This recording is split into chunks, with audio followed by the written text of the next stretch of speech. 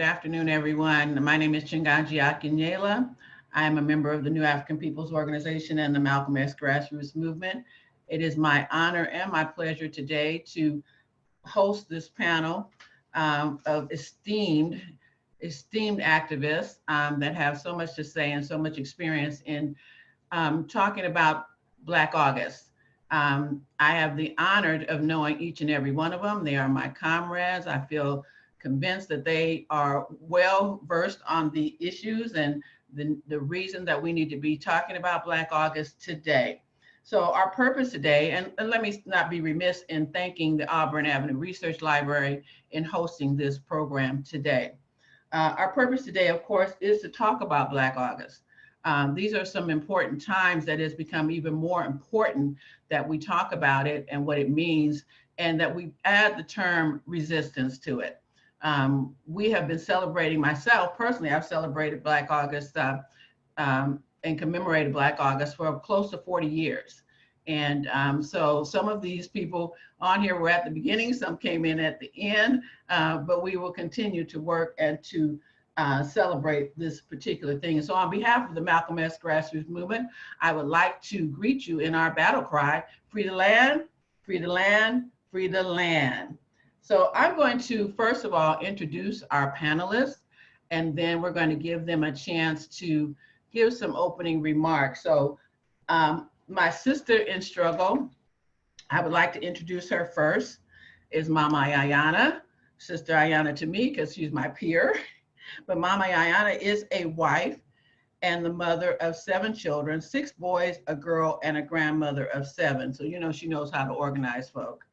She is a conscious New African, Pan-Africanist with an international understanding. Mama Ayana is a founding member of the Black August Organizing Committee and is a co-founder of what we currently experience as the Black August Movement. She is a social justice, anti-racism, human rights activist, community organizer, and educator. She stands in her work as strategic advisor and founding member of the Bay Area chapter of the Malcolm X Grassroots Movement and the state of Black Oakland's People's Assembly. She has worked with the Jericho Movement, the Free Mutulu Shakur campaign, the International Campaign to Free Geronimo Jijaga. Presently, she is director of Healthy Black Families Incorporated, a Black woman-led community nonprofit located in Berkeley, California. Mama Ayana has a consistent history working and organizing for social justice, equity, and Black New African liberation, while educating community and leading spiritual work in the Bay Area and nationally. She believes that resistance is sacred work and that Black women must be centered in the leadership of this work. She knows that there is no separation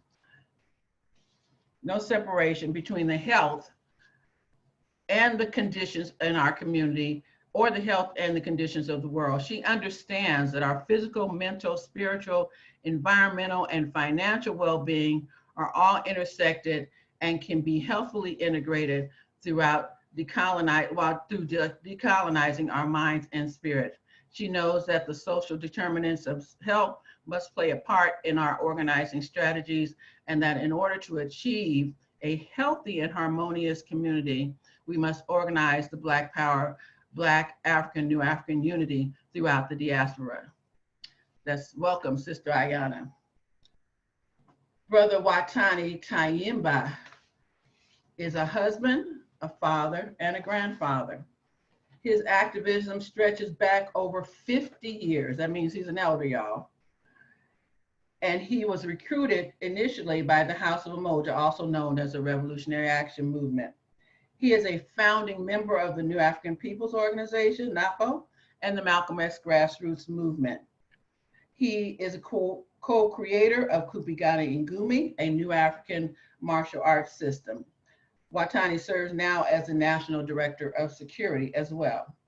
He migrated with his family to Atlanta, Georgia, to further the work of self-determination in the Black Belt South. Watani became a grand jury resistor when he refused to provide evidence or collaborate with the federal government in their attempt to convict Dr. Mutulu Shakur in 1986, Brink's expropriation case. He served 14 months in the federal prison system. Ironically, he went to the federal pen on August 21st. Welcome, Brother Watani. And I want to say our baby that's being represented, but doesn't mean that any less experienced, is Brother Lumumba Bandele. Brother Lumumba is the father, husband, a longtime community organizer, and educator from Central Brooklyn, New York. Lumumba currently serves as the National Strategies and Partnerships Director in the Movement for Black Lives. Previously served as a Director of Community Organizing of the NAACP Legal Defense and Education Fund. From 1994 to 1998, Lumumba served as a programming coordinator at the Franklin H. Williams Caribbean Cultural Center African Diaspora Institute. During his tenure at the CCC, he also co-founded Azabache, an organizing training conference and workshop series for young activists, all the while as a Black Studies major at City College. He went on to receive his Master's of Human Service from Lincoln University in 1998. As a member and organizer with the Black Malcolm X grassroots movement, Lumumba helped establish a campaign to counter police abuse and misconduct. He also co-founded the world-renowned Black August HipHop project. Black August raises the awareness and support for political prisoners in the United States. From 2002 to 2007, Lumumba served as a counselor and lecturer at Medgar Evers College. Lumumba currently serves on the board of the Center for Constitutional Rights, the Caribbean Cultural Center, and the African Diaspora. Welcome, Brother Lumumba. So without further ado, I'm going to ask our panelists if they would give some opening remarks. And we're gonna start with Mama Ayana. Well, first of all, I just would like to say thank you. I'm honored to be here with such esteemed people, and give thanks to all the people behind the scenes that are organizing and making this happen, and to give my greeting of Black August resistance to our community and family. I'm complete. You're complete. All right. Thank you. Thank you, Mama Ayana. I'm really looking forward to your conversation, because you were one of the inspirations for me to know so much about Black August. So we're going to go to Brother Watani Tyehimba. Yes. Good afternoon. I'm also honored to be a part of this panel. It's important that we share our history, which doesn't often happen. So I think that Black August resistance is something that is very important. Is international now, and I think that maybe people will get a better understanding of it today. In fact, I know they will, because we have some of the OGs right here that can help put all that information out. All right, thank you. All right, and Brother Lumumba, would you give your opening remarks, please? Absolutely. Free to land, peace, everybody. It's good to see your faces. Glad to be having this conversation with my elders and comrades.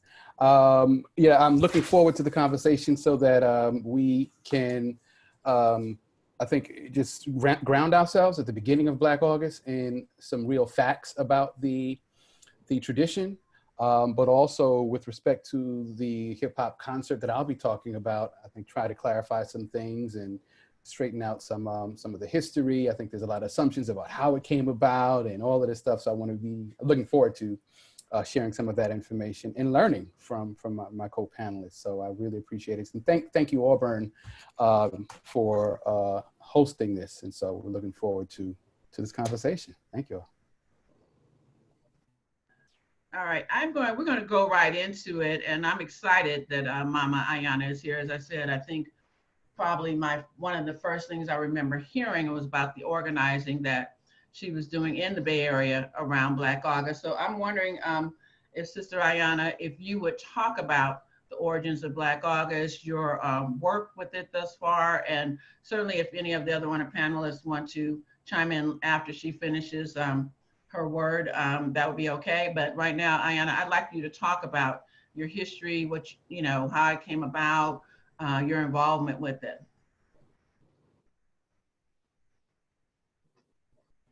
You're on mute, sis. Yep, yes, I am. Unmuted.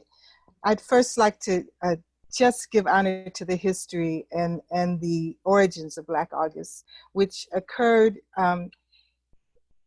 or began with commemorations and understandings around resistance around the death of W.L. Nolan, James McLean, William Christmas. That was in January of 1971, and then, or 1970, and then the death of George Jackson, who was one of the Soledad brothers, and they had been accused of killing a guard in retaliation for those deaths. And before the death of George Jackson, Jonathan Jackson, that occurred on August 7th. And then George Jackson's death was on August 21st. Afterward, Qatari Gaulden took over the leadership of the Black guerrilla family. And he was the key intellectual architect of Black August. And in 1978, Qatari was murdered by California prison guards. That year, I began visiting in San Quentin, and the brothers were wearing black armbands. They had shaved their head, and they had fasted in solidarity with Ramadan from sunrise to sunset. And that was the first commemoration that we would call Black August. Within that next year, by 1979, we had formed the Black August Organizing Committee. And I'm gonna just share some pictures as we go along, okay? So here we have George Jackson, and he was the author of the Soledad Brothers, and one of the founders with W.L. Nolan of the Black guerrilla family. And here we have the Soledad Brothers, Rochelle McGee, who is still living and still incarcerated in the California prison system, George Jackson, and Fleeta Drumgo. Fleeta told me, yes, ma'am. Your screen is not sharing. Oh, I'm not sharing my screen. Yeah, do that. Let's try it again. Yeah, Forgive me, y'all. Getting screen share. And I reminded myself, who can share? Only host. Okay. Here we go. Let's start again. So I am at Rochelle McGee, George Jackson, Drumgo, and Fleeta told me specifically that George was set up and murdered in San Quentin. August 7th, 1970, Jonathan Jackson was killed and murdered. August 1st, 1978, this is Qatari Gaulden and Ugo Yogi Pinel. Qatari Gaulden was murdered by California prison guards. Behind the walls, these are the brothers who formed the first Black August Organizing Committee. And they were,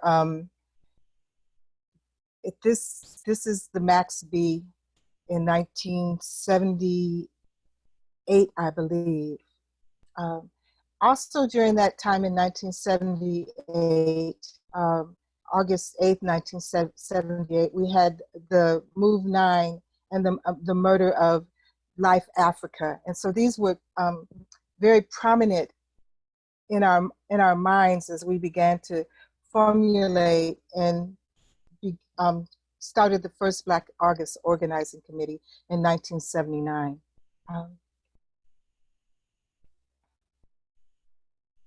And it's gone on and developed and become a movement. We had our first Black August conference in Oakland in 2018. commemorating the 40th year of Black August resistance.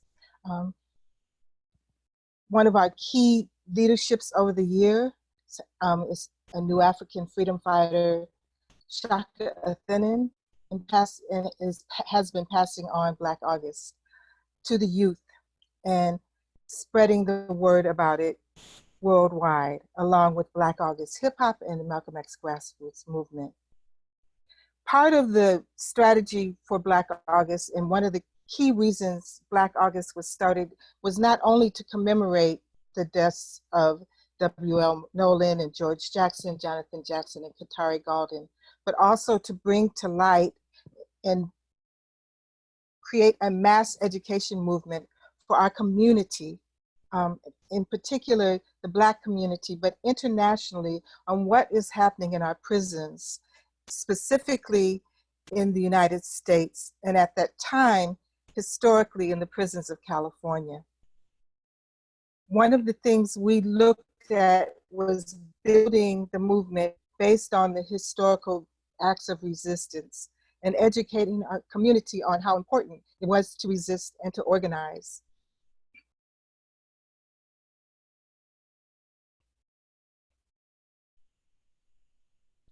I need to stop screen share and, oh, here it is, stop share. So what is Black August Commemoration? Originally, we fasted from sunrise to sunset. We have a media fast from sunrise to sunset. That means no media. And after sunset, just using your own historical media. There's reading and study of historical and political materials, in particular with focus on our prisons and our prison movements.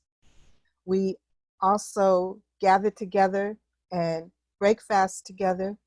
We have events and commemorations. Historically, we haven't celebrated Black August, but I know there are Black August celebrations. But we encourage people to commemorate and to understand this is a period of moving in unity together to educate our community, to educate ourselves, to practice discipline, and to continue to organize, to use our history as an organizing tool and an educational tool. Black August, the roots has transformed our community and brought to light what is happening with our prisoners and political prisoners. We also encourage people, as an elder, I can no longer, I have to say this, I cannot no longer encourage elders to go without water all day. And I really don't encourage anybody. As a natural health practitioner, I think it's important that we stay hydrated, and water is life, and it is key to the health of our bodies. But if you do want to practice the discipline, we encourage people to fast not from sunrise to sunset in August, but 6 a.m. to 6 p.m. or 8 a.m. to 8 p.m. so that you are not impacting your health, because we need us to be healthy and focused and capable during this time period. Also during the commemoration and observance of Black August, as a new African, and a conscious new African since I have been about 17 or 18 years old, we have to understand that the roots of Black August are deep in the new African independence movement, that there was not a time that we were not present in it. And many of the founders of Black August, the brothers inside, were also conscious new Africans and came out of the Black Liberation Army and out of the Black Liberation Movement, and former Black Panthers as well. So our roots run deep, and our philosophy, ideals, and values run deep in Black August. I would also historically let people know one of the things we we did as a Black August organizing committee, we formed Black August study groups. We had the Black August Women's Task Force, which was composed of the women that were involved, led by Adama Kambon, the wife of Fatiyero Kambon, myself, and other women in Black August. I had meant to upload some pictures off my phone. They didn't make it, but perhaps I can share them later of some of the women that were involved and some of our family pictures that we took. We also started gardens. So one of the things we did in terms of collective work, we had our collective cooperative food sharing, and we went to everyone's house who had a yard, and we created the Black August commemorative gardens. And we planted fresh organic food to share. We had food giveaways, we had book giveaways. Some of our major supporters in the past were Ray and Julian Richardson at Marcus Bookstore. So we had our first Black August event, public event at Marcus Books. And speaking there, I believe AK, Watani, and Ahmed were speakers at our first public Black August event. We continue to observe Black August and commemorate it and honor the fallen while educating around prisoners. So if you are looking at doing Black August, practicing Black August, commemorating Black August, your first act should be educating yourself around what is happening with our prisoners, political prisoners, and prisoners of war and exiles around the world. Open. I think I'll be answering questions later, right? All right, thank you. Ashe, thank you, Mama Ayana. That was just, I mean, just amazing, amazing to hear that history and where that started and the origins and the fact that some of these OGs were participating then. And there will be, I will have some follow-up questions for you as well. We're gonna go to Brother Watani next, because as I said in his bio, Brother Watani actually participated in organizing some of the Black August commemorations inside the pen during his time being there. And he's also familiar with a lot of the work that was done with political prisoners and prisoners of war as they organized around the Black August resistance movement. And he's also the author, I'm claiming publishing that about Black August, and it gives a great history of the involvement of the New African Peoples Organizations and New Africans in celebrating and commemorating Black August and our history with that work. So Brother Watani, I'm going to turn it over to you. Thank you. Appreciate that, Sister Ayana. You took me back for a minute. I often forget about some of those things. One of the things they asked me to do was show the connection, particularly to the New African Independence Movement and the New African Peoples Organization and the Malcolm X grassroots movement. And so I'm gonna do like an old person does and do like a storytelling. And so in 1975, Afeni Shakur and Mutulu Shakur started a national task force for COINTELPRO litigation and research. Some of the people that were involved in that was like Chokwe Lumumba was one of the attorneys. Ahmed became the national coordinator. I represented Southern California with a specific interest, assignment really to Geronimo Jijaga. So that's how I got involved. I was a paralegal and a legal investigator for Stuart Hanlon and Lou Myers. So going, visiting Geronimo prior to Black August, actually visiting when he was still on lockdown, still in a hold. Met Kalima Aswad, who was the editor of the Arm the Spirit, and a lot of the brothers in there. By going to the Bay Area, following up on connections with Mutulu and Afeni, we met Ayana, met Shaka, we met Sukari Golden, many of the people that were supporters. One of the things Geronimo asked us to do was to work on not just his case, but others. And so we participated in Graham and Allen's case. You remember that? And so going there, part of the National Task Force for COINTELPRO litigation and research, gave me an opportunity to go inside and network with people in the Bay. By 1978, many of those same people and same organizations like the Provisional Government of the Republic of New Africa, that were Matu, you had coming out of there was also Kwame Kalamaru and Chokwe Lumumba, became members of the National Black Human Rights Coalition. Chokwe represented Detroit, Kwame represented Chicago. I was the Western Regional Coordinator, so I began to travel the Western region. I probably tried to recruit Ayana during that time. And so going inside of the prisons, I had an opportunity to talk to people. It was after Qatari was killed. So we were aware of that. I was aware of what the brothers had done inside. But in August of 1979, there was a demonstration on August 25th outside of the prison gates. I think it was called an ad hoc committee to set up to commemorate Black August or something like that. I forget the exact name. So we went up there with the intention of dealing with that and visit Geronimo at that particular time and got a pretty good idea of how the brothers was doing inside in terms of dealing with the commemoration. And so that first year we wasn't participating, but we were aware of it. We started the participation in that the following year. You know, I took it back to my comrades. We agreed upon, you know, a secular, basically a commemoration around resistance, principles of unity, you know, studying and training made sense to us. And so we started doing that.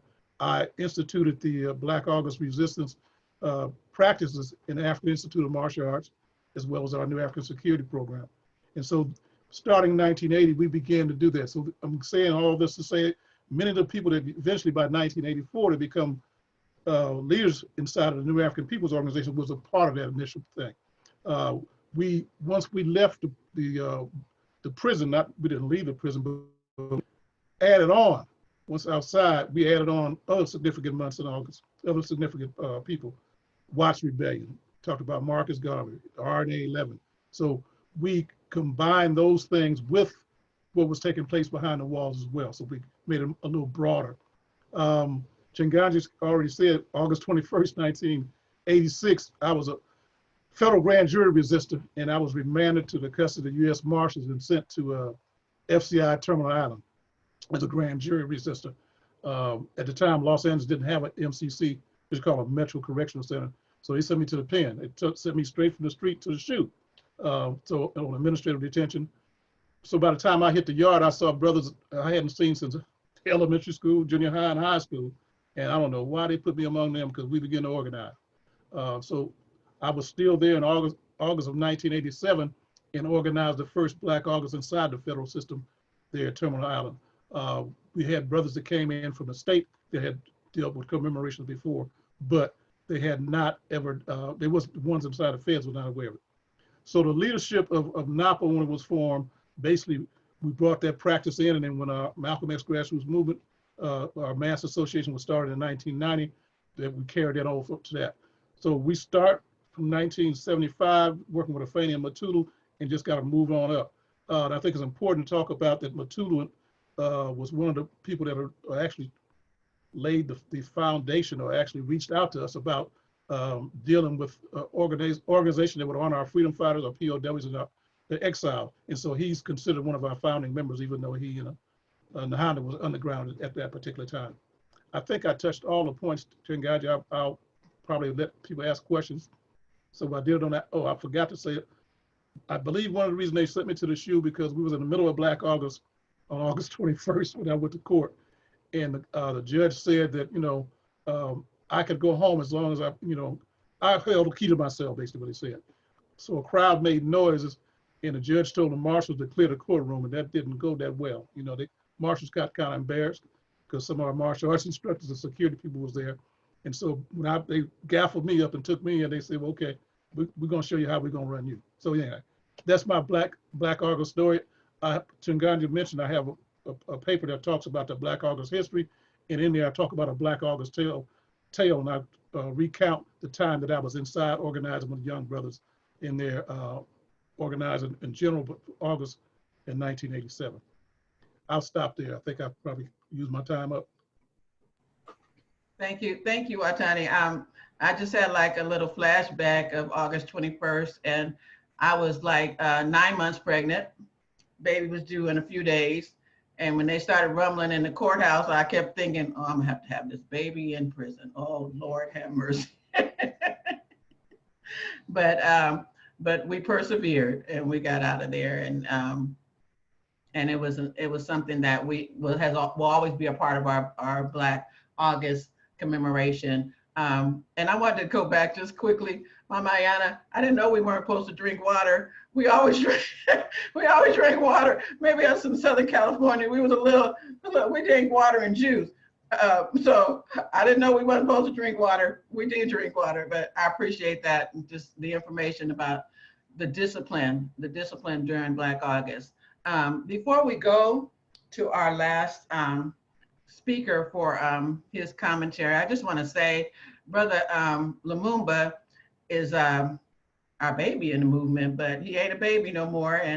And I remember when he was first recruited into our organization, and the work that he and his wife have done, and how important it is in dealing with Black hip hop and bringing into the youth to begin to discuss Black August and to take that on as a part of their campaign as well. But we do have a presentation before we go to Lumumba.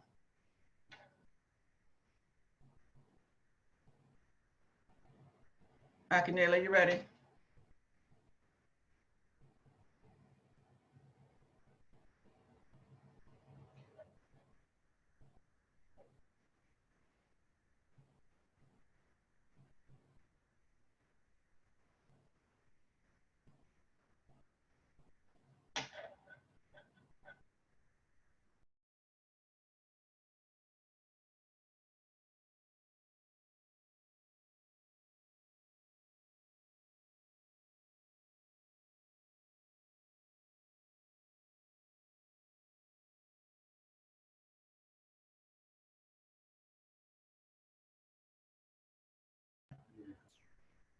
It was screen sharing. Here we go. Okay, screen sharing. This is what's interesting about this is that this was recorded not too long ago. So this is still celebrating Black August amongst the hip hop.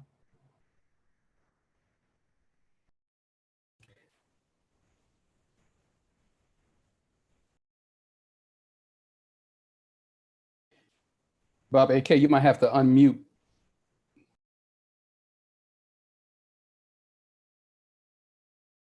And figures in the struggle for Black lives and the movement for Black lives.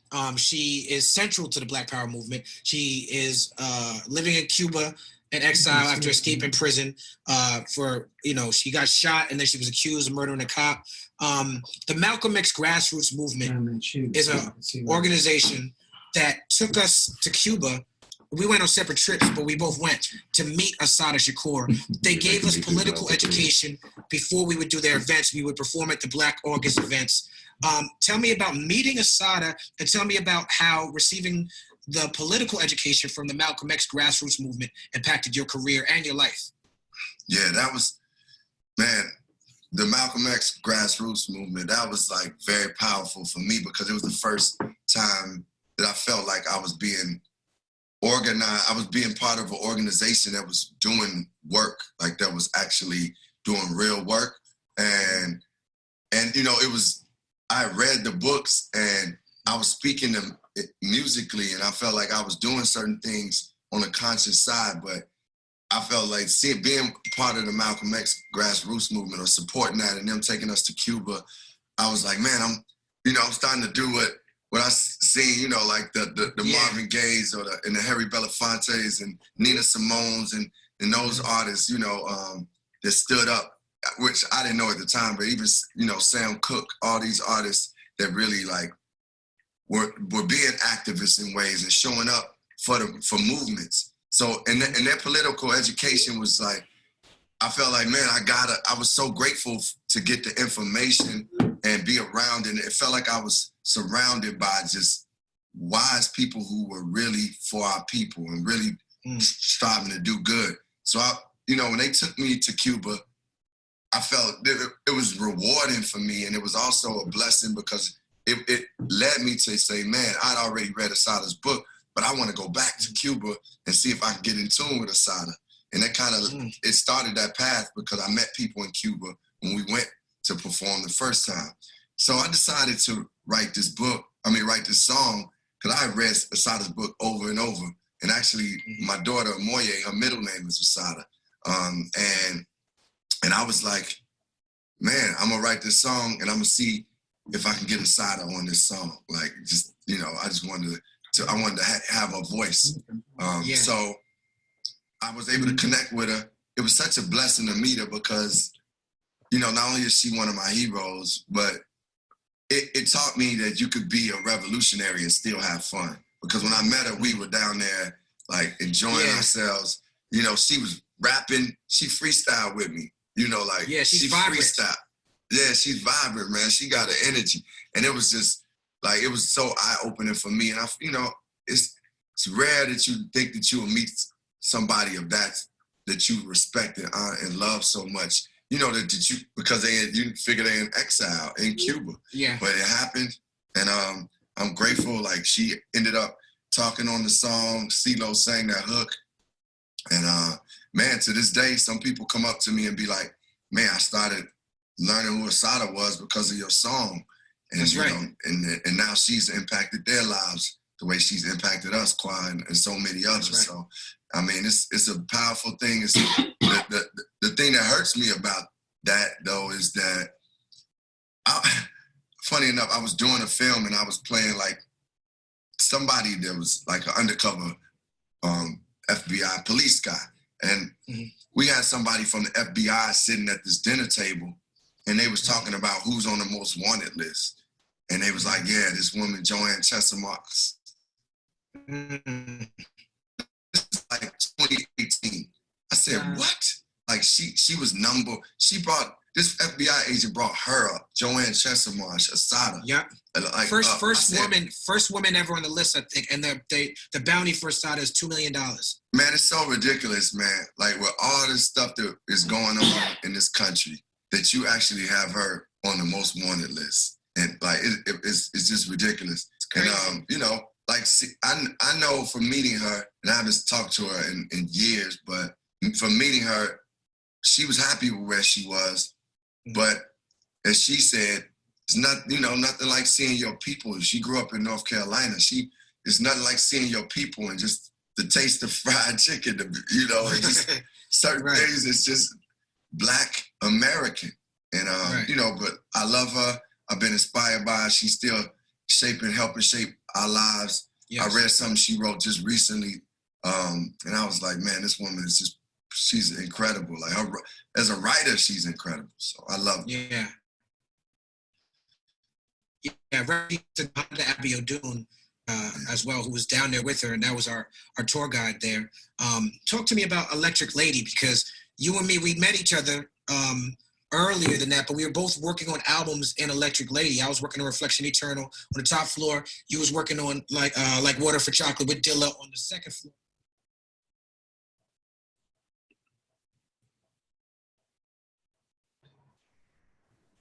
I'd like to introduce our panelists, our next panelist, and I thought that was a very appropriate segue into his presentation, because Brother Lumumba, his wife Monifa, and the Malcolm X grassroots movement in New York in particular have been a part of this hip hop community and taking it to the next level for Black August for a number of years. And to hear Brother Talib Kweli and Brother Common, I actually remember when Talib and Common went down, because I was kind of like they travel.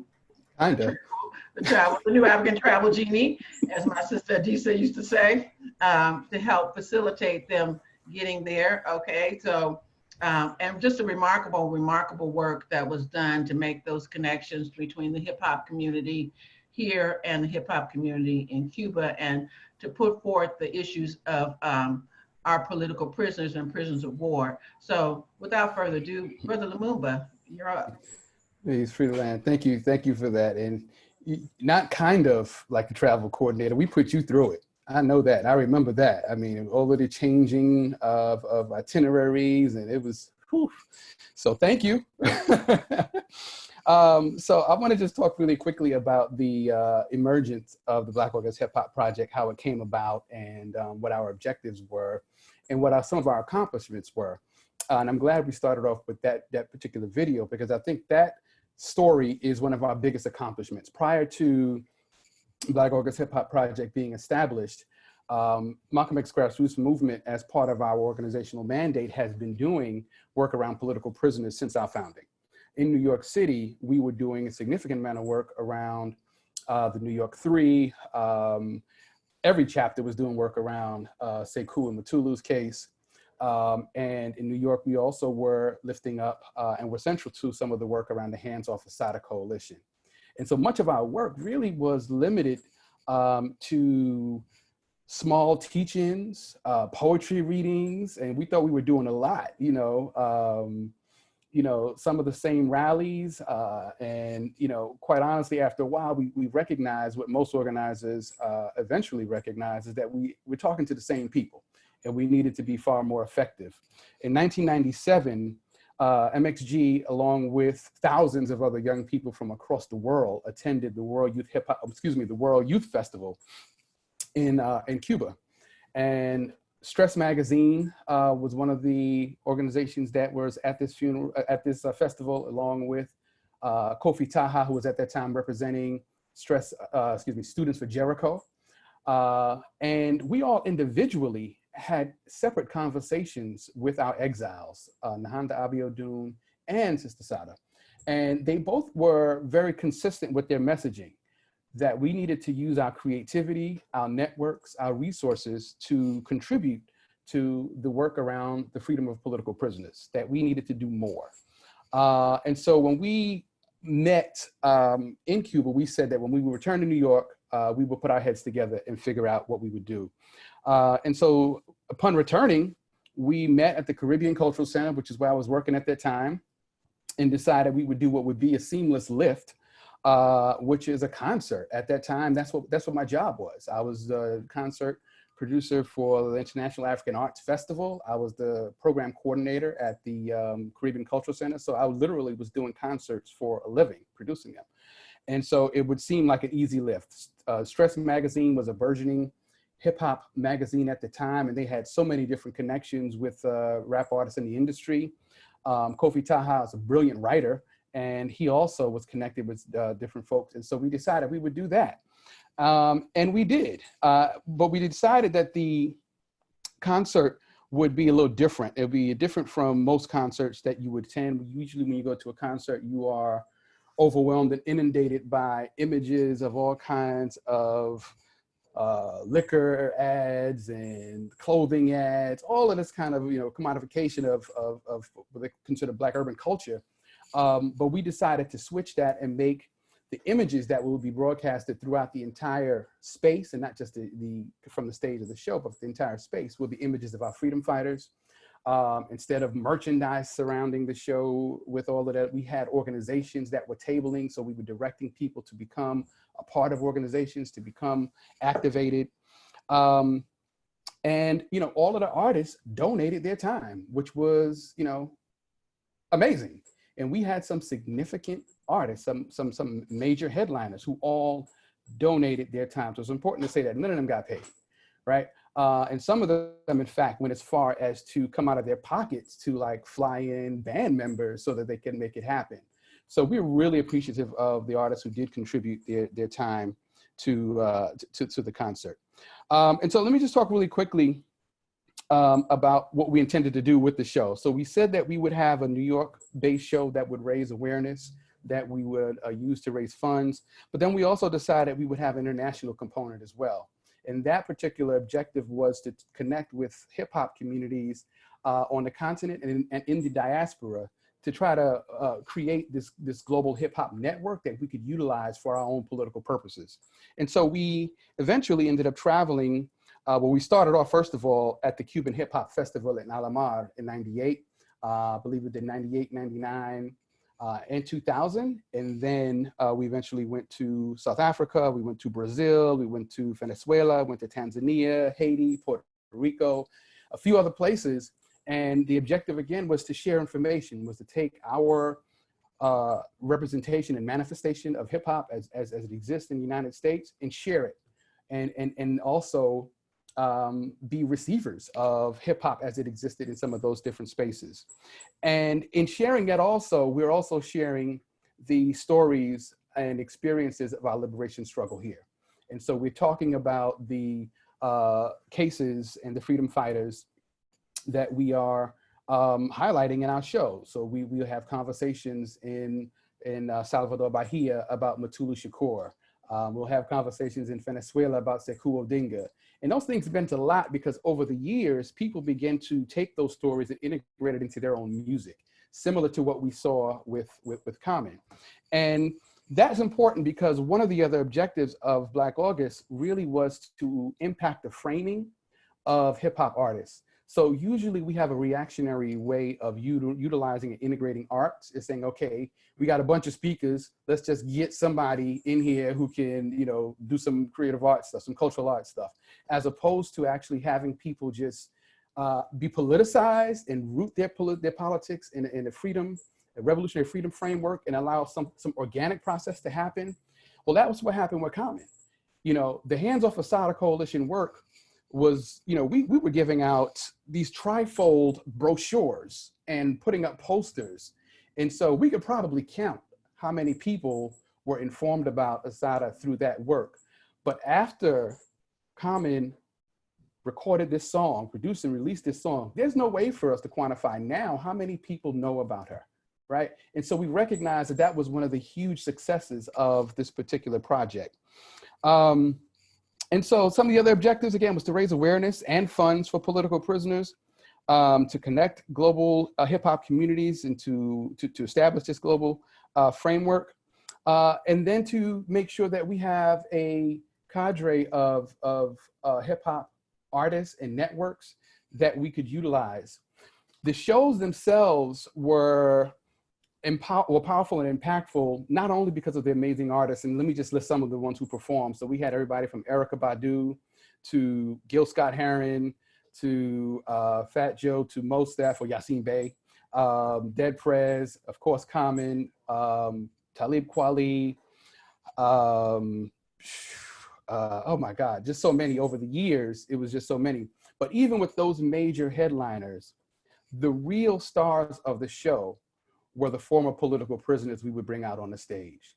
So for people to see the images of them while they were in prison, to hear some of their stories, and then for them to be brought on the stage. And Monifa was always our MC, and she would build the crowd up and really get people ready to show them the kind of appreciation that they have not been shown by our communities, to say that if nothing else, the least we can do is say thank you. Thank you for your commitment. Thank you for your sacrifice. Thank you for all that you continue to do, and we will commit ourselves to doing more. Those moments were the highlights of the show. And we found out also that even if people did not join organizations immediately or after the concert, that people retained information about some of these political prisoners. We have, over the years, been surprised at how people have mentioned that they know about Sekou's case because they attended the Black August show. They know about Abdul Majid because of the information they got at one of the Black August concerts. And this goes from everything from psychologists who we're trying to tap around their work and maybe in helping to get some support around parole campaigns, to journalists, to academics. So it did impact people's understandings and framings. And so that was significant. And so, you know, we're happy that it happened. You know, one of the things I do want to clarify, you know, the initial idea of the concert was without a name. We didn't have a name for it. We decided we were going to do a concert, but during the process of trying to plan it, we said, well, what are we gonna call it? And we were just having a Black August planning meeting at MXG, I think the day before. And I said, well, you know what? Maybe we can integrate this concept of Black August. And folks were like, wait a minute, there's a concept where you are paying tribute to freedom fighters. And it's like, they said, done deal, let's move with it. And so I raised that because I think there's been a shift in what people understand this to be, as if we decided to do a hip hop concert utilizing the Black August concept. That wasn't the case, right? The objective was to do a concert that was going to raise awareness and funds. And then we saw that it was a very good strategic connection to make in calling it the Black August hip hop concert. And so it's continuing. We're having a reunion virtual concert this year on August 28th. Wow. Erica Badu will be returning. Yassine Bey will be returning. Dead Prez will be returning. And again, these are people who have performed over the years for like almost all of the shows. These are the artists who did it, and again, for free.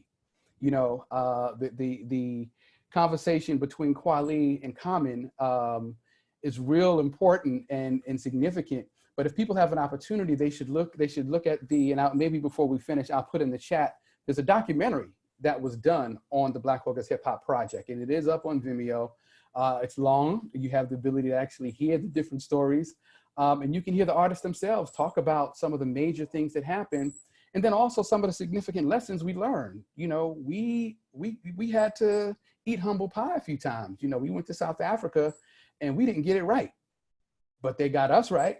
You know, they told us how we needed to be moving, how we needed to approach and recognize our relationship to folks, particularly as folks coming from America. And so this concept continues to grow. I'm glad that people have taken it to other places. And I'm really glad that Mama Ayana has given us and has been very consistent with giving us the history over the years and making sure that that is always first and foremost, because people's introduction to this is the hip hop concert. And if we do our job right, we're directing them to the original concept so that they know that, no, this is actually not just a show. This is actually part of a process to make sure that we're continuing our freedom struggle. And in this process of continuing our freedom struggle, making sure that we are remembering the names of those who have sacrificed and that we are committing ourselves in a deeper way and form to this freedom struggle. And so Asante Mama Yana for all of your consistent work. And of course, Baba AK and Baba Watani for being those parameters to keep us moving in the right direction. And I'll stop there. Let's not forget Baba Ahmed, his place in Oh this as man, well. absolutely, absolutely. Yeah. And before I say this, you know, it's important to say because, and I'm gonna shut up after this. Oddly enough, for Malcolm X grassroots movement, this wasn't the first time we utilized hip hop as a tool to raise awareness and funds for political prisoners. The first time we actually did it was in New York, and that was in '95. That was the year I joined MXG. And it was a fundraiser for Sekou Ematulu at the South Oxford Tennis Club. And the headliner was the notorious B.I.G. at that time, Biggie Smalls. This was before Black August, 3 years before Black August even started. So I wanted to share that as well. Okay. Team Black August Hip Hop started. See, that's what I mean. Black August Hip Hop Project, exactly. So before we started a hip hop project, that happened. Thank you. Thank you. Thank you so much for that, Lumumba. I was out reflecting, and I'm gonna kind of work from the back with the questions to the panelists, but I was reflecting on, I think it was maybe 4 to 5 years ago when I saw an interview on BET about Black hip hop.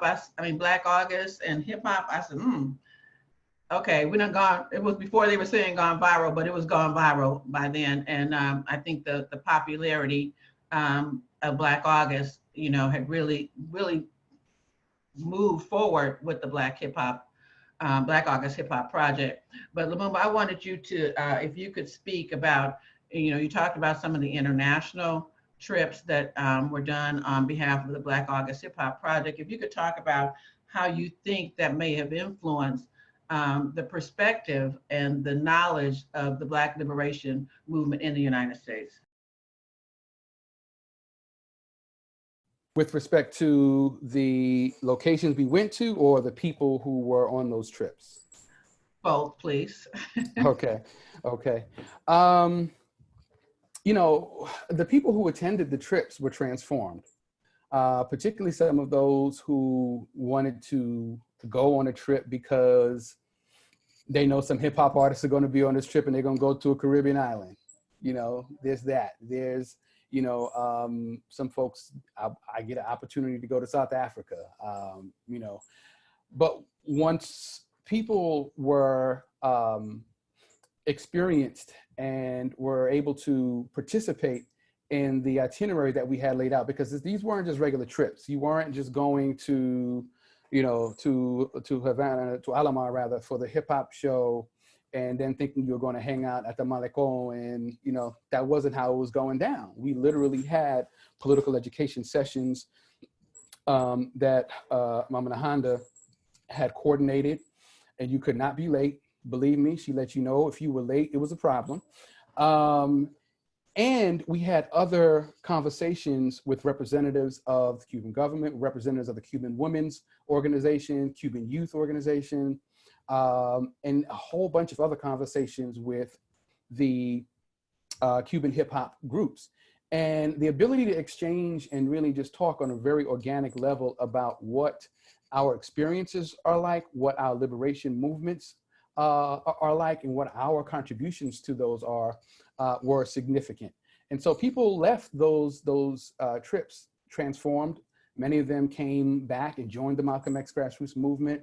Many of them came back and joined other organizations. Many of them actually ended up writing stories because many people were journalists about these particular trips and experiences. And so, you know, we really appreciate some of those things. We may not necessarily see immediately the results of what that work was able to produce, but over time, we begin to see how it's impacted people, and we recognize that it was a worthwhile effort. And also, let me say that also within the international locations, we begin to hear the names of some of our freedom fighters in the hip hop songs in some of these locations. So Brazil, they talk about Matulu in some of their raps. There's a whole bunch of songs about Nahanda, Asada, about our Black liberation movement within the Cuban hip hop spaces, and the same in South Africa. And so to be able to know that those kinds of networks, those kinds of dialogues were able to not just bridge, but also be an opportunity to reflect and share our freedom struggles is significant. Thank you for that. I just became aware recently, Lumumba, that there's a whole group that used Nahanda's name based on their knowledge and information from attending a Black hip hop, I think the Black hip hop concert or presentation in Brazil, that there's a whole network of young women that have taken her name as part of their name to celebrate her importance in their life. I'd like to go to Sister Ayana and Brother Watani to both answer this question that was put up on the chat, and actually is one of the questions I had. But what impact do you think that Black August has had in the consciousness of the incarcerated brothers and sisters today, or over the years even? It's the brothers and sisters behind the walls? Yes, sir. Okay, Mm-hmm. I'll start, Ayana, and then well, my experience. Y'all can kind of tag team on that. Okay. One of the things that when I began to organize in Terminal Island, it raised their level of consciousness. Like I said, in the federal system, some brothers came from state pens and came in there, so they already were aware of Black August. But we had study sessions, so they had we had an opportunity to talk about our history, you know, New African Independence Movement. We did training, and one of the things in my arrogance I learned by doing the study sessions is I had to take the time to teach some of the brothers to read. You know, I made an assumption that everybody could read, but they all left there. No, they didn't leave there. When I left there, many of them were still there, and we raised the Black Cultural Workshop, and that continued on after I left. That was one of the things that I understand that continued. And so the consciousness does get raised inside. One of the things you have the time to sit down. You know, you have the time to study, and you have the time to sit back and reflect. And that was one of the important things that I was able to do at that time. So myself, I wanted to just bring out, and we'll get back to you in a minute. Let me adjust my screen so I can use it. And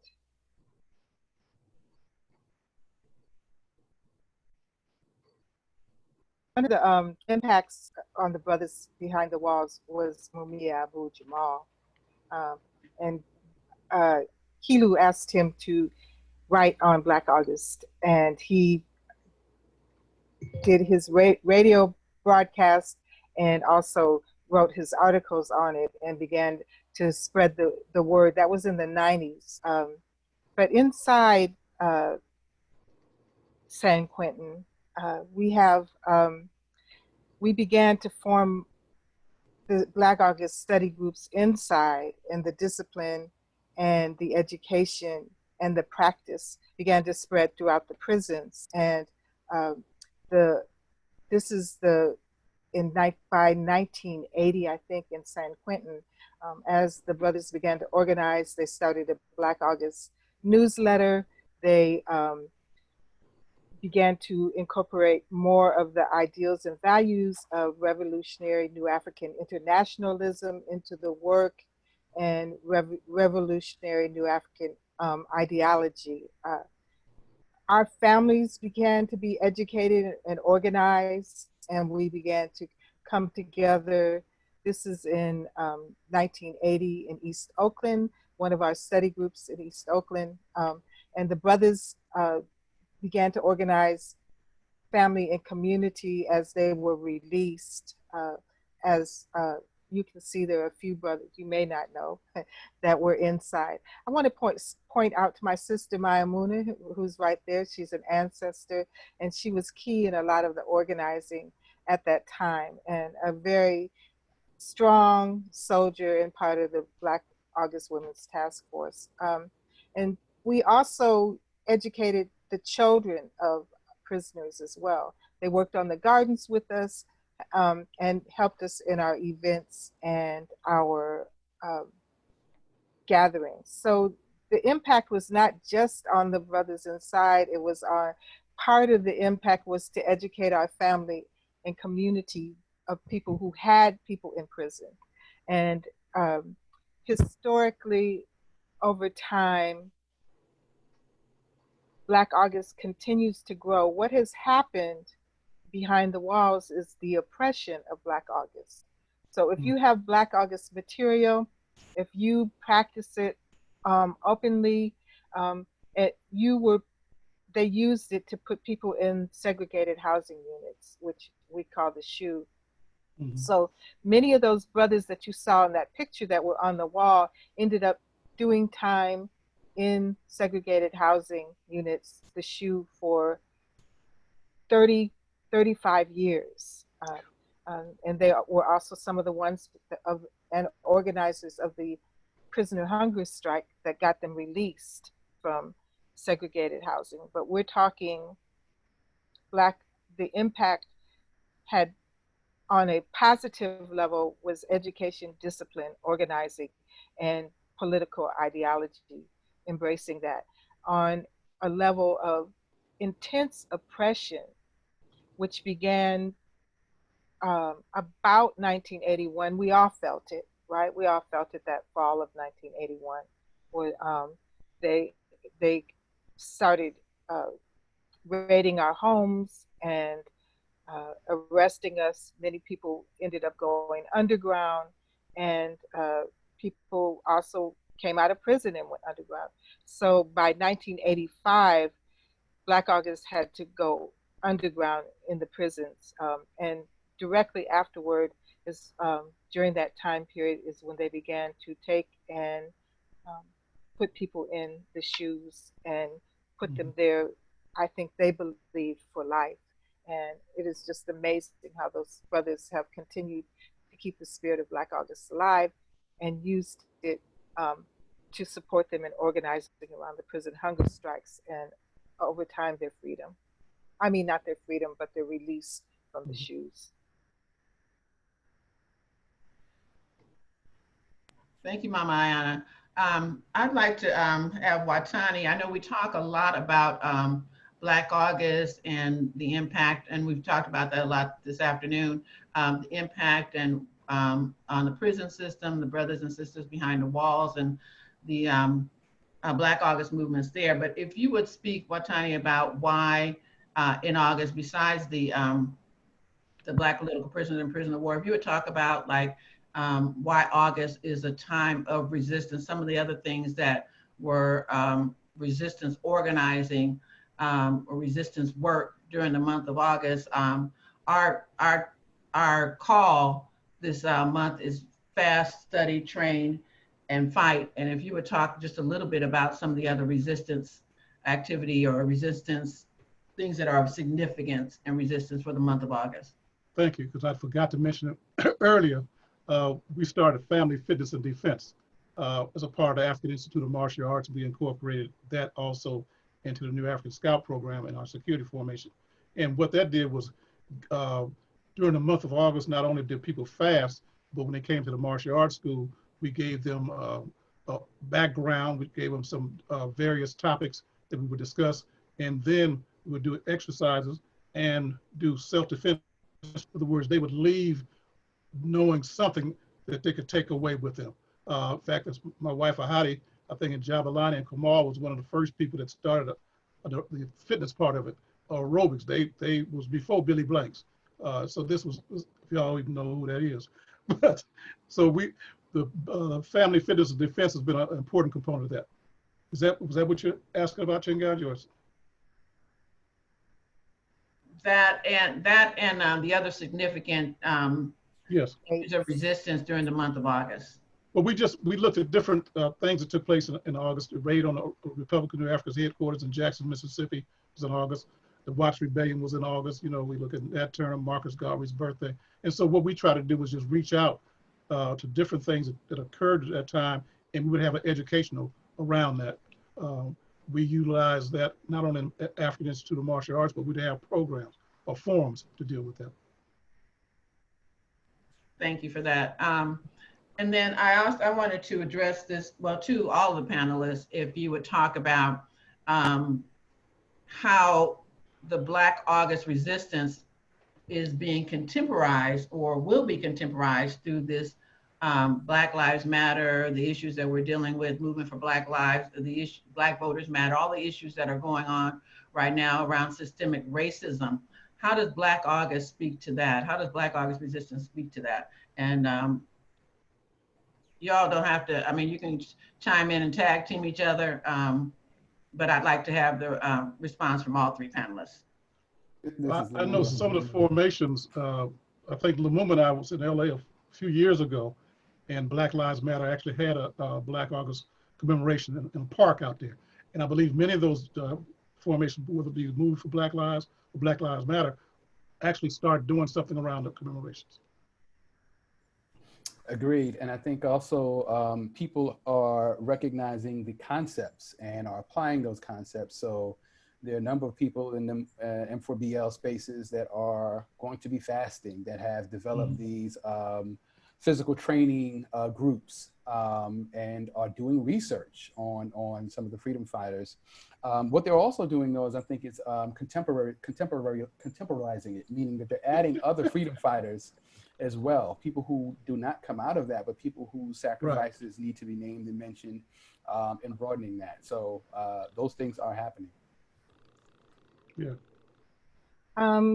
Yeah, I would also say that there have been movement leaders that are in the Black Lives Matter movement and Movement for Black Lives that trained with help with Malcolm X grassroots movement and became enlightened through our Black August work, and that are carrying the spirit of resistance forward. And we would be remiss not to say that Malcolm X grassroots movement is intricately involved in the organizing work across the country with around Black Lives Matter, and continues to promote Black August. And contemporary Black August looks many ways. I have seen Black August retreats and Black August camping. And as we said, we had our first Black August conference in Oakland in 2018, led and organized through the work of Shaka Athenin and the brothers in California. We actually were able to engage and have a conference call. They were able to observe our work behind the walls in multiple ways. So we continue to do our underground organizing strategies in contemporary times. So we encourage these acts of resistance legally, online, and in person, even now, for people to strategize and organize and think of creative and scientific ways to get the word out to people. I see it growing and evolving, and it is just amazing and wonderful to think back in 1979, 1980, when we were crafting this work, and even the people that were demonstrating before we called it Black August, but were commemorating it at San Quentin and other prisons, that this has historically gone on over 40 years now, and inspired multiple generations now to pick up the mantle of our work and carry it forward.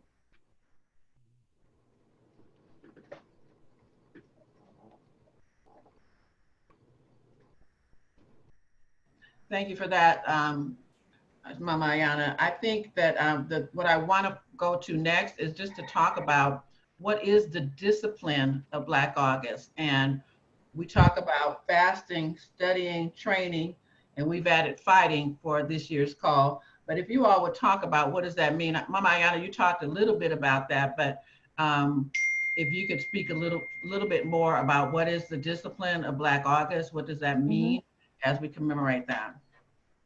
I will. I remember my first practice of it in 1979.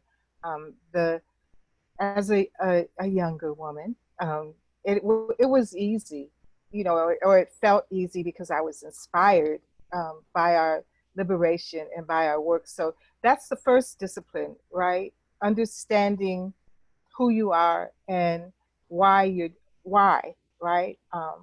Understanding that as we cultivate discipline, then we also bring it into our work and our organizing.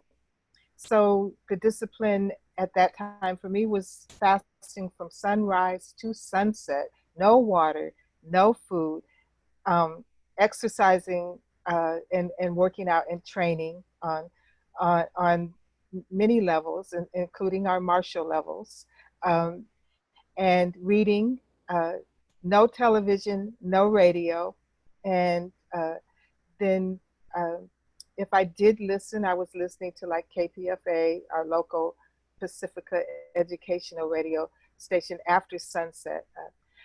The discipline also includes the work, right? Bringing forward to people the information, and also I think another discipline that we've added, in particular MXGM, but historically has been writing a prisoner, right? Writing a prisoner, writing a political prisoner. It would be great if someone could put in a chat maybe the list of, I know there's a list somewhere of people who can be written, or at least New African political prisoners who can be written and contacted behind the walls. And taking the time to educate at least one other person.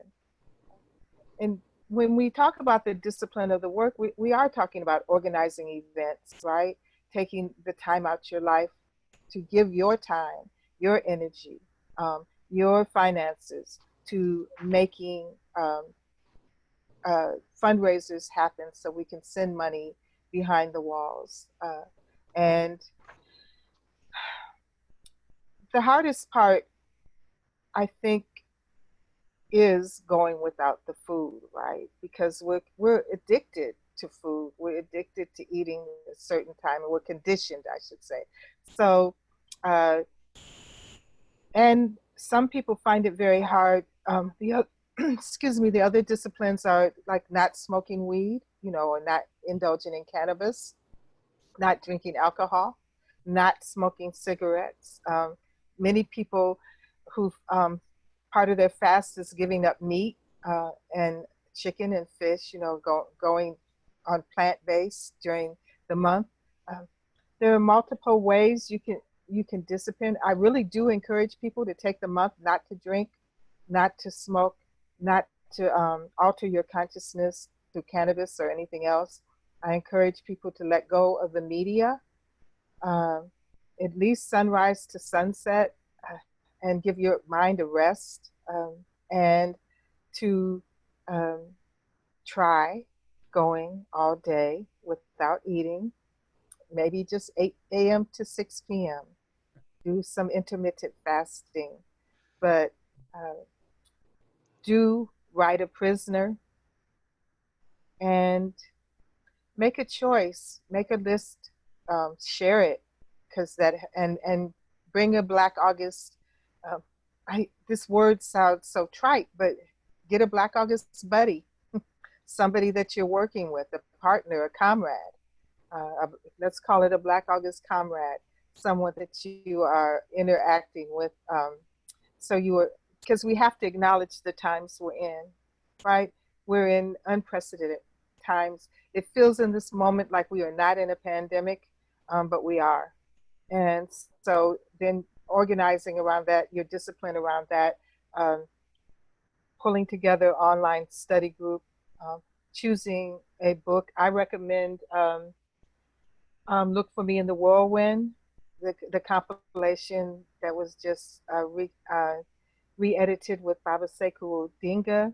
There's also Blood in My Eye and Soledad Brother. Any of Mumia's books are great. And Baba AK's book, We Will Shoot Back, is another. So those are some of the disciplines. And historically, these are the things that we have done together for over 40 years now. And part of this is in solidarity. You have to understand, behind the walls, there are hundreds, if not thousands, of brothers and sisters that are doing these disciplines in solidarity Right. with Black August. Shay, thank you. Listen, I thought Watani was the hardcore. I think Mama Ayana is now the new hardcore. But Brother Watani, would you speak to that as well, Yeah. please? Yeah, she laid out a lot of things. I think one of the things we want to look at is that a lot of it was based on the Ramadan model. In fact, Ramadan took place in August, so they did a lot of things together there. What we did was, with our young people, the New African Scouts, we did ask them to give up something if they weren't going to fast. You know, give up chocolate, give up something. And so it allowed them to sacrifice along with other people. So fasting cleanses you physically, it cleanses you mentally, it makes you concentrate, and you can go without food. You know, and I understand what you said about the water. Once you reach a certain point in life and age in life, you have these other conditions you have to hydrate. But you know, Muslims all over the world go without water unless they have health issues. So we can do the same thing. Part of our new African Security Union, I would actually weigh them and measure them at the beginning of August. You remember this, at the beginning of August, and then check that at the end. Now, if you weighed more or was larger at the end, you wasn't doing something right.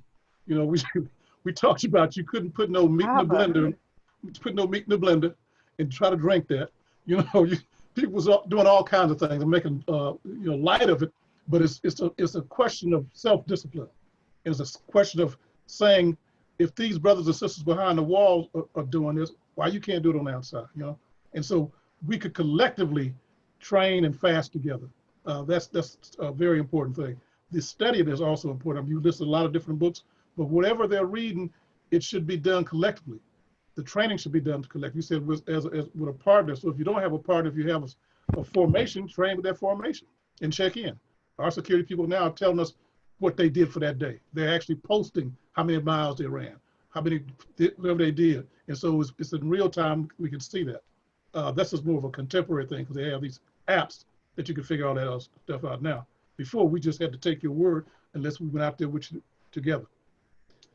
So that's all I have, Chinganji. Mama Yana's covered all kind of stuff anyway. You didn't like the weight part, huh? She the new hardcore. But Lumumba, can you give us some information about what the discipline has meant. And then I really would like you to talk about what's the word on the street about Black August. What are young people saying, if you have some information about how they're going to commemorate Black August? You know, I didn't know about Watani, you were doing weigh-ins, man. That's tough. That's a whole new level that I didn't know existed. Wow, but okay. So I'm as I talk to people in become in contact with people who are in different levels of awareness around Black August, you know, I'm always interested in hearing how people are attaching themselves to it, how it resonates to them. And so there are people who are very much committed to physical development and training. And so for this concept to be able to root them in a certain set of politics is extremely important. So, because, you know, sometimes folks have that and don't have the political framing to actually contain what it is they're doing, why they're actually, you know, improving their physical condition. And so this has been a really good vehicle to help move people in that particular direction. And then vice versa, we have people who have the political analysis and history who are solid, but physically couldn't walk a block. And so, you know, we are trying to make sure that we are merging all of those too. And the fasting, I think, is significant. You know, one of the things that it's supposed to do, and I thank you, Mama Ayana, for sharing that in terms of people not all being in the same place, and that there are people whose bodies require different things, you know. And if you are one of those people whose bodies actually require some hydration, don't play around with it. Like, get right. hydrated, If you are on medication, do Yeah. not fast all day. Drink your water and keep yourself hydrated. You need your water. Yeah. Yeah. And so the other thing that fasting is supposed to do also is really ground you in some spiritual framing. And so that's important, because I think that we need to make sure that our movement is grounded. And I'm not saying in a religious framing, I'm saying in a spiritual framing, which is very different, that we acknowledge what our freedom movement is, where it comes from, and how it relates to the universe. And I'm not trying to get all esoteric out there, but I'm saying we actually have a very clear set of models of how our victories have been won, by including spirituality along with physical development, along with political development, and sort of making sure that those are all connected. And so I think people are attaching themselves to different parts of it, but because it's a part of a whole, people are then getting attached to other pieces. And it's our responsibility to educate people on the whole, right? To in of course a loving and respectful way, but to let people know this is what it is, right? When you separate a piece from the whole, you lose the fullness and the richness of it, and often the historical importance of it. So it's very important that we keep the history alive along with the movement.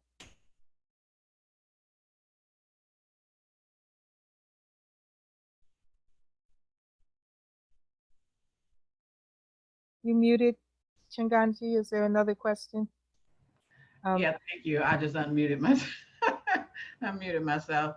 I wanted to allow for any questions on the Facebook Live chat that may have come up, but I don't show any other than the ones that we've already talked about. We have quite a few activities coming up for Black August, so I did want to talk about that, and then I'm going to allow you all to do some closing remarks. But I know for one that the hip hop concert that Brother Lumumba talked about is going to be phenomenal. Too bad I can't travel, Lumumba, because I sure would be trying to get no, it's virtual. Oh, it's virtual. It's virtual. Yeah. You know, I have to get my mindset. Sometime I forget it's going to be virtual. So that's a great thing. So that we can participate in that virtually. And I know that you said the other day that there was going to be some kind of way that people can contribute financially. So the same energy with doing it as a fundraiser for political prisoners and prisoners of war will stay intact. Might be some kind of cost to get in, but I know that you will let us know about that, and also any kind of any kind of gear, some of us, we like that kind of stuff, buying t-shirts, buying hats, buying whatever, to kind of promote the event would be important. But we want to promote that for August the 31st. I also have this coming Tuesday, August the 4th at 6 p.m. Eastern Standard Time, 3 p.m. Pacific Standard Time. There'll be a teach out about Nahanda and Asada, who, as we've been talking today, we realized the impact and the information that was shared about how they impacted Black August internationally. So we want to make sure that you are aware of that. There'll be a teach-in. There'll be the sisters from the Malcolm X Grassroots Movement will be participating in that teach-in. That's this Tuesday, August 4th at 6 p.m. Eastern Standard Time and 3 p.m. Pacific Standard Time. And then carrying on the legacy, self-defense and for and by Black women, Tuesday, August 6th. That will be at 8:30 Eastern Standard Time and 5:30 Pacific Standard Time. So that'll give you time to break your fast at 8 or at 6. I'm kind of liking that 6 o'clock idea Ayana proposed. But anyway, so that will be on Thursday, August the 6th. August 13th, The Story of the Republic of New Africa book by Brother Onashi, who I'm very, very excited to hear about that. That'll be August the 13th, 8:30 p.m. Eastern Standard Time and 5:30 p.m. for the West Coast. August 8th, 15th, 22nd, and 29th, 12 p.m. We'll be doing family fitness online. So you can just click on from wherever you are and be able to do some training. Then the Black Cultural Revolution, Tearing Down Neo-Colonialism, Neo-Confederate Symbolism, Thursday, August 20th at 8:30 p.m. Eastern Standard Time, and then 5:30 for the West Coast. Any other things that want to be added by any of the panelists, if you could just put that up in the chat, I'll go on and make that announcement as well. I see Mama Yana something. Oh, that was a request from the Oakland chapter. I see y'all out there, Kana and Omar. Can y'all please put what is happening in Oakland to the MXGM? And we'll definitely make an announcement. One of the good things that we've been discussing here is that this is a pandemic, so we're not seeing each other physically, but by having it in a virtual community, we're able to participate, through the whole country, and everybody can get on and we can support each other's events, so that's a great thing to be able to do that. So I can still go back and make other announcements if they come up, but I do want to give each of our panelists to say thank you, first of all, Asante Sana, for your contribution. I think that the information is very, very important. I think that that I've learned some things, and I know that everyone else has learned some things as well. So I'm going to start with Mama Ayana again, if she will give us some closing remarks. Okay, I didn't want to close without acknowledging Kilu Nyasha, who also started the Black August concerts, and she and I began the Black August commemorations on KPFA in Berkeley. We continue to do our yearly, I continue to have a yearly Black August show, and then Kilu took over the production of it and began to do the yearly Black August show that then became, we did a day, and then we also began to do the Black August concerts in the Bay Area. And I remember our first concert, we had the Roots, Michael Franti, and I can't remember everybody, but that I believe was 1999 as our first big Black August concert. And then Malcolm X Grassroots Movement has also done Black August HipHop in Oakland. So I just wanted to give some acknowledgement because Kilu certainly moved into prominence in educating community around Black August as a revolutionary internationalist. Parting words. First off, I want to say I should be on that Black August hip hop film, but I'm not. I was interviewed 3 times on it. It's not anything I'm holding on to, but just want people to know that we somehow, that MXGN made a concerted effort, and I was interviewed by Kali, by Javad. Kali organized something, and then we did another one, and they just didn't get in there. But thank you all for the effort. And then we have a right to resist. We have a right to organize. We must continue to keep our community in prison, because they are our community. These are not just random people. We have been targeted, and consistently laws created to imprison us in a mass. Not just a few of us, millions of us are behind the walls in prisons. And our political prisoners are the ones who put themselves on the line for us and need to continue to be supported. Right a prisoner, right a political prisoner. And we need to figure out a way to take action around how they've put COVID-19, this coronavirus, in the prisons. Just a little over a month ago, there were no cases in San Quentin. Now there are over 1,000 cases, 51 deaths, 13 on death row, and multiple people and staff sick. So we have to look at how we can organize to support our prisoners behind the walls while they deal with this pandemic as well. There have to be public health professionals out there that have some strategies, and they need to come forward and speak out and work on it.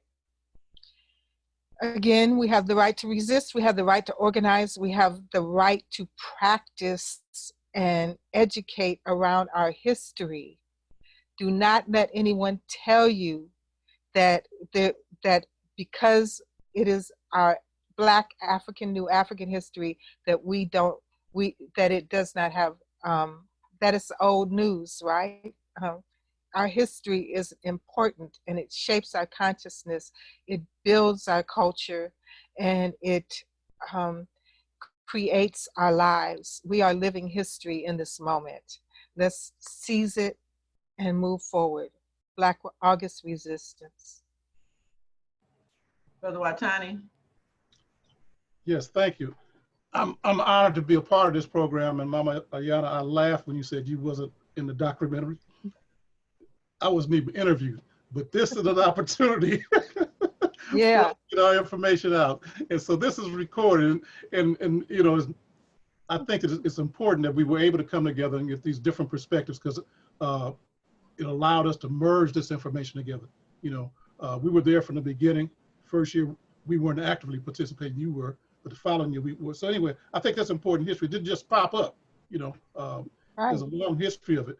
And it's consistent with the New African Peoples Organization was organized to deal with our political prisoners and POWs in return of our exiles. And so Black August is consistent with that. Another bit of information was that in 1977, I was a part of the African People's Party Central Committee. And we called for August 21st resistance, called for August to be a month of resistance. And so it was consistent from 1977 to 2 years later, there's a Black August movement. So I think we were all on the same page. You know, we all understood that. We called it, you know, we ended it on the 21st, the day George was assassinated. But we looked at August as being a very critical month. And I don't know why my video always does this, but I'm gonna go off. So anyway, I appreciate being on this program. I think it's important that we're intergenerational, even though Lumumba's, we keep calling him young, but he's keep reminding me his gray is almost as much as mine now. Looking good, Lumumba. But as an organization, yes. But as an organization, I think it's very important for us to be intergenerational, because, you know, we can learn from each other. There was things I heard particularly in terms of Lumumba. I knew about all the work that went into doing a concert, but I learned some additional things today. So I think that was very important. And, you know, I think it's important for us to value each person's work that gets put in. Don't put old people up on a shelf someplace, you know. So you can bring us down and tap all our resources and get the information from us. All right, Ashe.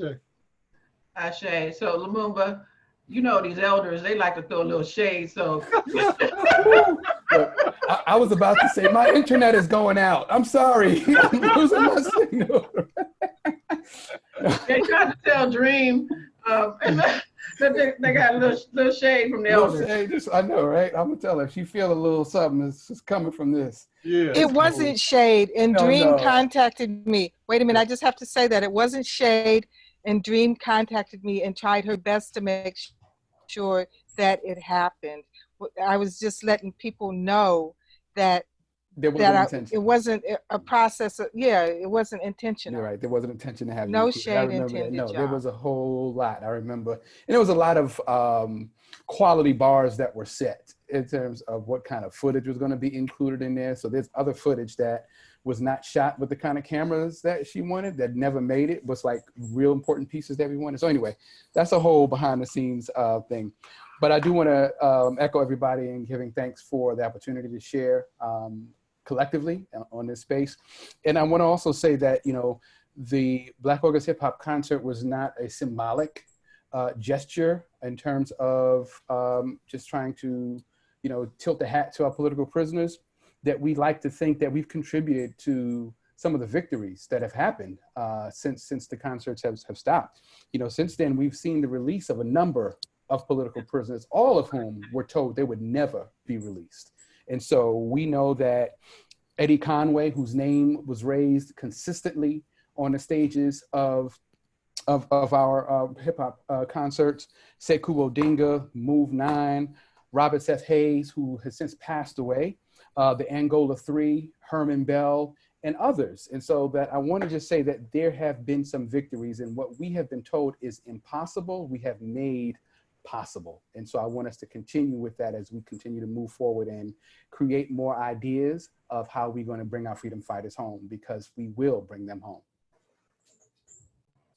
Ashe. And Lumumba, would you also say where people can access the, we've been talking about this Black hip hop film, the Black August hip hop film that Dream Hampton did. Could you tell? Yes, I just put it in the chat.